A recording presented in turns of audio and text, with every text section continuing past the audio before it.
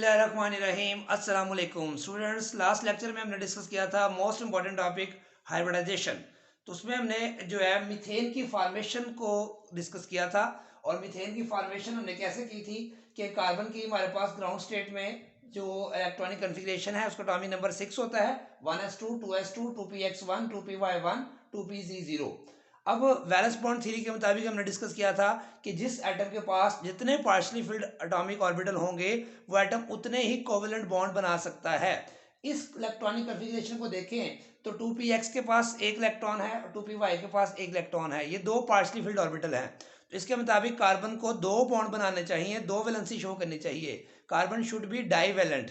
फिर हमने देखा कि जो हमारे पास कार्बन के तमाम कंपाउंड एग्जिस्ट करते हैं उसमें कार्बन टेट्रावेलेंट बिहेवियर शो करता है, जैसा कि यहाँ पे कार्बन ने हाइड्रोजन से 4 बॉन्ड बनाए हुए हैं। फिर हमने कहा ground state electronic configuration is unable to justify tetravalent behaviour of carbon. फिर हमने कहा कि इलेक्ट्रॉन जो है ग्राउंड स्टेट से या 2s में से एक इलेक्ट्रॉन प्रमोट होके 2pz में चला जाता है। तो इस प्रमोशन और एक्साइटेशन की वजह से पार्शियल फील्ड कितने हो जाते हैं, 1 2 3 4। अब पार्शियल फील्ड 4 हो गए हैं।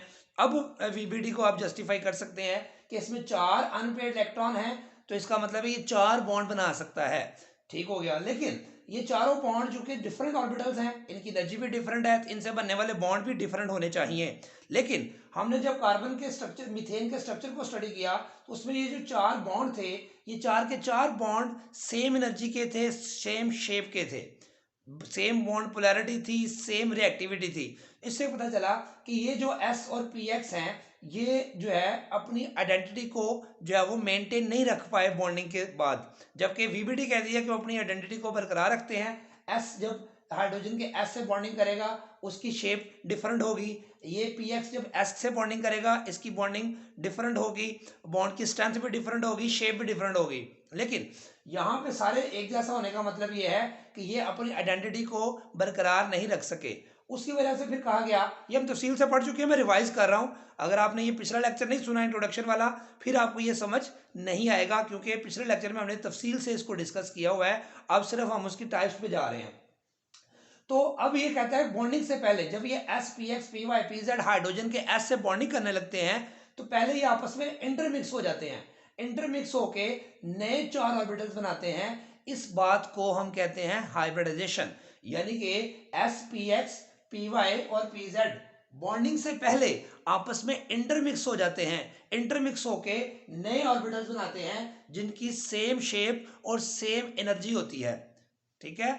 और इन ऑर्बिटल्स को हम कहते हैं हाइब्रिड ऑर्बिटल्स और इस फिनोमेना को हम कहते हैं हाइब्रिडाइजेशन। तो इसकी हम तफसील से डिस्कस किया था जो पिछले लेक्चर में कि जितने ऑर्बिटल्स आपस में इंटरमिक्स होंगे, यहाँ पे 1 2 3 4 ऑर्बिटल इंटरमिक्स हो रहे हैं तो नए भी 4 ऑर्बिटल मिक्स होंगे, बनेंगे। मैंने आपको इसकी एग्जांपल बड़ी इंपॉर्टेंट दी थी कि 4 मिल्क शेक के डिफरेंट जूसेस के मिल्क शेक के ग्लासेस हैं, उन सबको एक बर्तन में इकट्ठा कर लें और फिर नए 4 गिलास बना लें तो आपके पास 4 गिलास ही बनेंगे। यानी कि जितने गिलास आपने मिल्क शेक के मिक्स किए हैं एक बर्तन में उनको दोबारा ग्लासेस में डालेंगे तो उतने ही गिलास बनेंगे। अगर 2 गिलास मिक्स किए हैं तो नए भी 2 गिलास बनेंगे, 3 गिलास मिक्स किए हैं तो नए जो मिक्स होने के बाद जो हाइब्रिड मिल्क शेक बनेगा मुख्तलिफ फ्रूट्स का तो वो भी उतने ही गिलास बनेंगे। तो यहाँ पे 1s और 3p हम मिक्स कर रहे हैं तो इससे बनने वाला जो नया ऑर्बिटल होगा वो भी 4 होंगे और दूसरा उसका नाम क्या होगा, 1s और 3p मिक्स हो रहे हैं तो उसका नाम होगा sp3 sp3 sp3 sp3।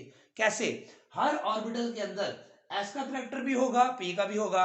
p के 3 हिस्से हैं, s का 1 हिस्सा है, तो 25% जो है वो s करैक्टर होगा और 75% p करैक्टर होगा। ये बात आपने याद रखनी है, क्योंकि अगर फर्ज करें एक s और एक p को आप मिक्स करते हैं तो नए 2 बनेंगे, क्योंकि 2 को मिक्स किया 2 बनेंगे। अब एक में s 50% होगा और p भी 50%, दूसरे में भी s 50% p भी 50%। यानी कि जितने ऑर्बिटल्स को आप मिक्स करेंगे उसी प्रोपोर्शन से उनकी परसेंटेज हर ऑर्बिटल में शामिल होगी। यानी कि 3 रेशो जो है वो p की है और 1 रेशो s की है, तो इसका मतलब हर ऑर्बिटल में 3 रेशो p मतलब p3 और s1, p3 s1, p3 मतलब हर एक में उतनी परसेंटेज जाती जाएगी। तो हमने आज जो डिस्कस करना है वो है sp3 हाइब्रिडाइजेशन। sp3 हाइब्रिडाइजेशन क्या होती है आप देखिए, आपके सामने लिखा हुआ है। हमने वैसे हाइब्रिडाइजेशन की डेफिनेशन क्या पढ़ी थी कि orbitals which are slightly differ in energy are intermix to form new orbitals having same shape and energy but different space orientations. वो ऑर्बिटल्स जिनमें एनर्जी का थोड़ा सा फर्क होगा वो आपस में इंटरमिक्स होंगे और नए ऑर्बिटल बना देंगे जिनकी सेम शेप और सेम एनर्जी होगी, लेकिन उनकी स्पेस ओरिएंटेशन मुख्तलिफ होगी। फिर हमने कहा था जितने ऑर्बिटल मिक्स होंगे उतने ही ऑर्बिटल नए बनेंगे और उनका नाम भी वैसे ही होगा। फर्ज करें sp3 ऑर्बिटाइजेशन का मतलब क्या है, एक s और 3p आपस में इंटरमिक्स होंगे। 1s and 3p orbitals are intermixed to form 4sp3 equivalent orbitals। equivalent orbitals का जब हम कह देते हैं इसका मतलब same shape, same energy, same reactivity, ये सारी चीजें उसकी सेम होगी। इक्विवेलेंट ऑर्बिटल्स 4 बन जाएंगे, ये आपके सामने लिखा हुआ है, सेम शेप सेम एनर्जी। तो ऐसे हाइब्रिडाइजेशन को हम क्या बोलेंगे, sp3 हाइब्रिडाइजेशन। एक डेफिनेशन याद कर लेंगे, सारों की अब याद हो जाएगी। कैसे, intermixing of 1s and 3p orbitals to form 4sp3 equivalent orbital is called sp3 hybridization। Intermixing of 1s and 2p कर देंगे तो 3 इधर आ जाएगा, 3 sp2 बनेंगे, उसको कह देंगे sp2 हाइब्रिडाइजेशन। अगर intermixing of 1s and 1p करेंगे तो आपके पास 2 इक्विवेलेंट ऑर्बिटल बनेंगे, तो उसको कह देंगे sp हाइब्रिडाइजेशन।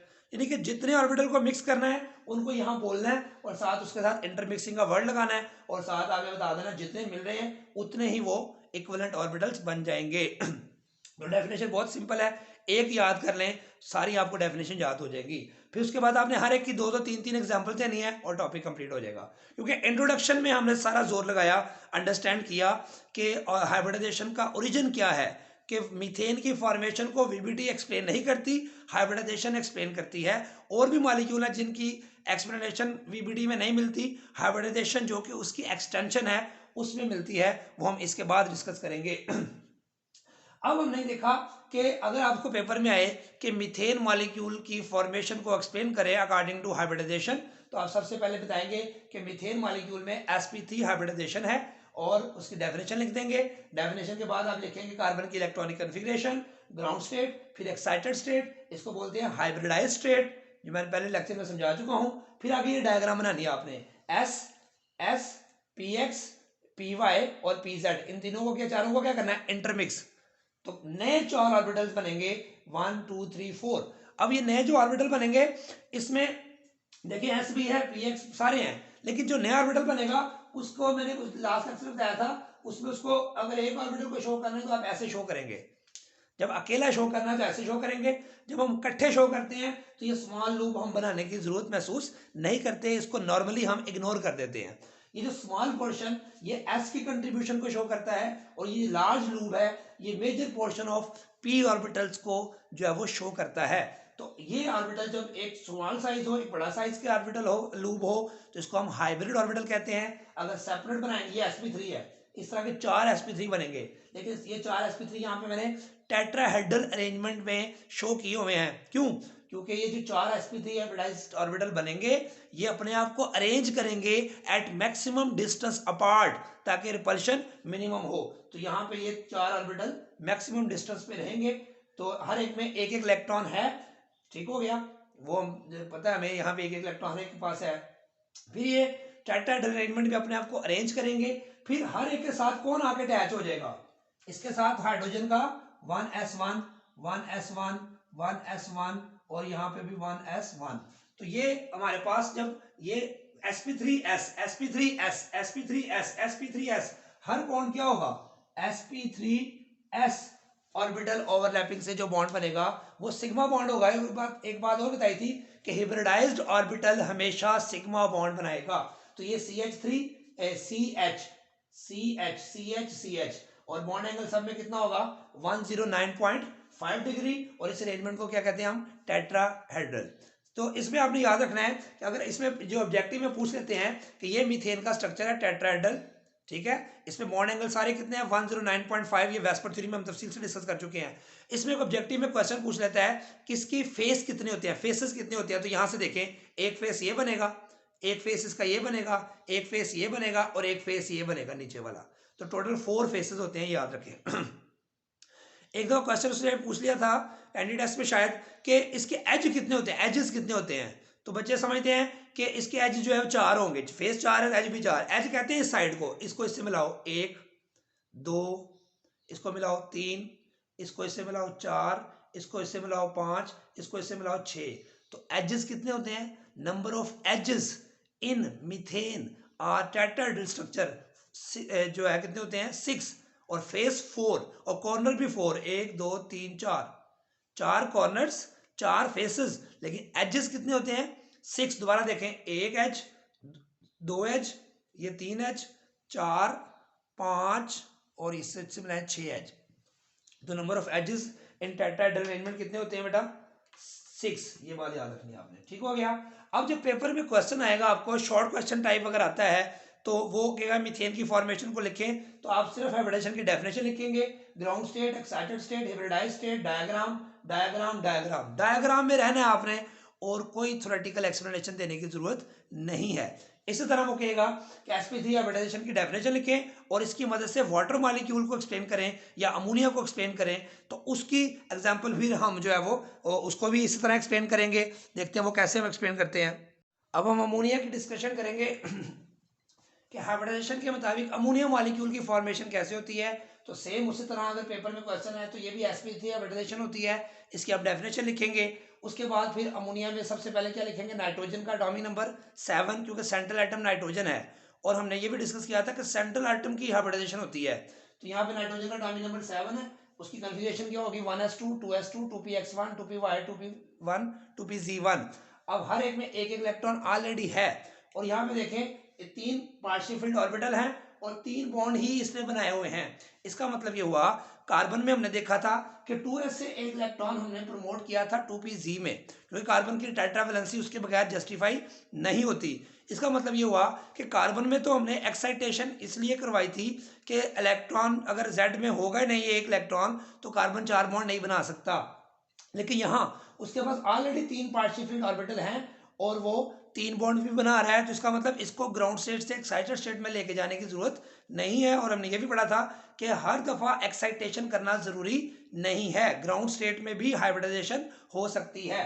तो उसके बाद हमें क्या पता चला कि हमारे पास यहाँ पे जो 2s का जो इलेक्ट्रॉन पेयर है ये अपनी जगह पे रहेगा XYZ। अब ये s और 3p आपस में इंटरमिक्स होंगे तो 4 नए ऑर्बिटल बनेंगे, sp3 sp3 sp3। Same carbon वाला ही सारा प्रोसेस है, सिर्फ फर्क क्या होगा कि s px py pz की इंटरमिक्सिंग से जो 4 sp3 बनेंगे उनमें हर एक में पास एक एक इलेक्ट्रॉन होगा, लेकिन एक sp3 ऐसा होगा जिसके पास इलेक्ट्रॉन पेयर होगा, बाकी सबके पास एक एक इलेक्ट्रॉन होगा। यानी कि सेम मीथेन वाली डायग्राम है। देखें हाइब्रिडाइजेशन भी सेम है, ये डायग्राम भी सेम, ये डायग्राम भी सेम। यहाँ पे क्या होगा कि हर एक के पास यहाँ पे ये एक इलेक्ट्रॉन, ये एक इलेक्ट्रॉन, ये एक इलेक्ट्रॉन, लेकिन यहाँ पे क्या होगा? पेयर ऑफ इलेक्ट्रॉन होगा। यानी कि 3 sp3 के पास एक एक इलेक्ट्रॉन और जो चौथा sp3 है उसके पास लोन पेयर की फॉर्म में नॉन बॉन्डिंग इलेक्ट्रॉन पेयर होगा। और हमारे पास जब ये पार्शियल फिल्ड ऑर्बिटल sp3 जो है ये जो किससे ओवरलैपिंग करेगा? हाइड्रोजन गैस के साथ पेयर बना लेगा, हाइड्रोजन गैस के साथ पेयर बना लेगा, हाइड्रोजन गैस के साथ क्या बना लेगा? पेयर। तो ये N जो है यहाँ कार्बन की जगह हमारे पास क्या आ जाएगा? यहाँ पहले कार्बन था ना, अब यहाँ पे हमारे पास अमोनिया का नाइट्रोजन आ जाएगा। उसके बाद क्या होगा? ये sp3s से बॉन्ड बना, क्या बना? हाइड्रोजन सिग्मा बॉन्ड, sp3s से सिग्मा बॉन्ड, sp3s से सिग्मा बॉन्ड। तो 3 सिग्मा बॉन्ड बन गए और 3 बॉन्ड ही रिक्वायरमेंट है अमोनिया में। और ये चौथा sp3 है ये जो यहाँ पे लोन पेयर की शक्ल में इंडिपेंडेंट आइसोलेटेड फॉर्म में रहेगा। इसका मतलब है जो अमोनिया के केस में 4 sp3 जो बनेंगे उनमें से 3 sp3 सिग्मा बॉन्ड फॉर्मेशन में sp3s orbital overlapping, sp3s orbital overlapping से 3 सिग्मा बॉन्ड बना लेंगे और जो चौथा sp3 है वो लोन पेयर की शक्ल में यहाँ पे रहेगा। ये बात याद रखनी है। इसकी हमने आपको याद होगा वेस्पर थ्योरी में ज्योमेट्री पढ़ी थी। ज्योमेट्री इसकी टेट्राहेड्रल है क्योंकि ज्योमेट्री हम डिसाइड करते थे 4 इलेक्ट्रॉन पेयर से, 4 इलेक्ट्रॉन पेयर है तो ज्योमेट्री इसकी टेट्राहेड्रल है। लेकिन इसकी शेप हमने पढ़ी थी कि ये जो है 3 कॉर्नर बॉन्डिंग इलेक्ट्रॉन पेयर से शेप डिसाइड करते हैं। तो 3 कॉर्नर्स वाली शेप को क्या बोलते थे हमने? ट्राइगोनल पिरामिड कहा था। क्या कहा था? ट्राइगोनल पिरामिड, और इसका बॉन्ड एंगल 107.5 क्यों होगा था ये भी हमने वेस्पर थ्योरी में डिस्कस किया है।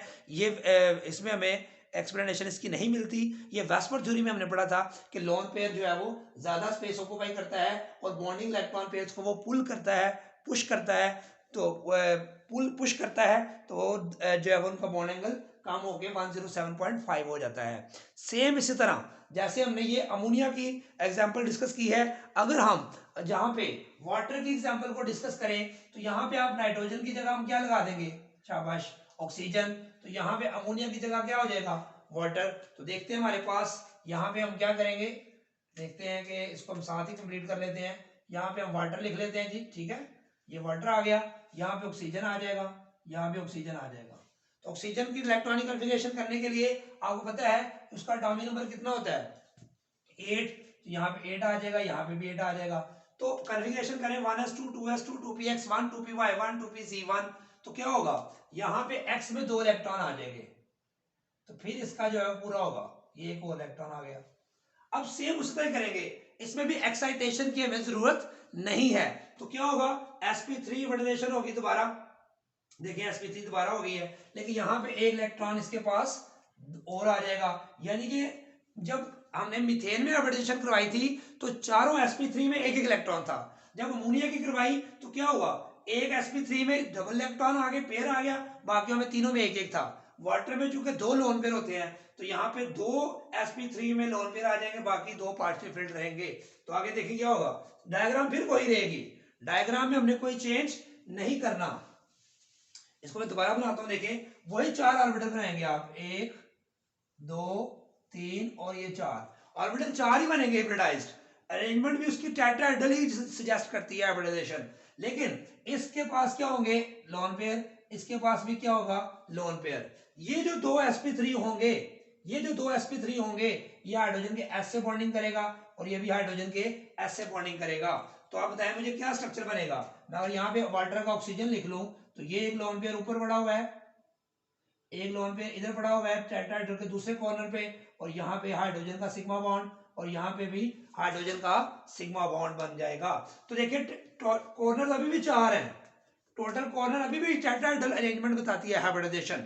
लेकिन हमने देखा कि 2 कॉर्नर्स पे कौन आ जाएगा, लोन पेयर, और 2 कॉर्नर्स पे बॉन्ड पेयर आ जाएंगे हाइड्रोजन के। और ये जो हमने वेस्पर थ्योरी में पढ़ा था कि इसकी शेप क्या होती है, बेंट या एंगुलर, और इसका बॉन्ड एंगल 104.5 डिग्री हमने डिस्कस किया था। ये जो बॉन्ड एंगल का कम होना और ये जो मैं शेप बता रहा हूं बेंट या एंगुलर, ये हमें हाइब्रिडाइजेशन नहीं बताती, ये हमें वेस्पर थ्योरी बताती है।